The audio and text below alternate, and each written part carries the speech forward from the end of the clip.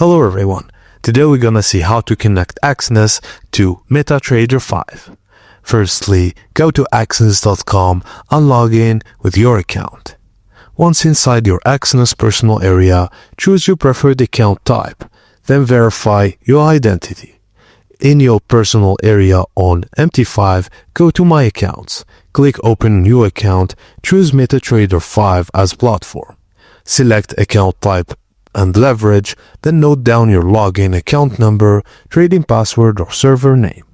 Visit the Exness MT5 download page or go to MetaTrader5.com. Download the installer, run the setup file, and launch the app when the installation is complete. Now open MT5, click File, then log in to Trade Account. Enter your login, password, and server, then click Login.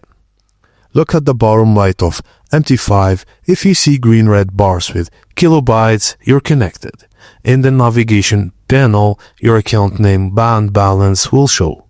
Open Market Watch to view real-time prices. And you are now connected to Exness on MetaTrader 5. You can analyze charts, place trades, expert, advisors, and monitor position live.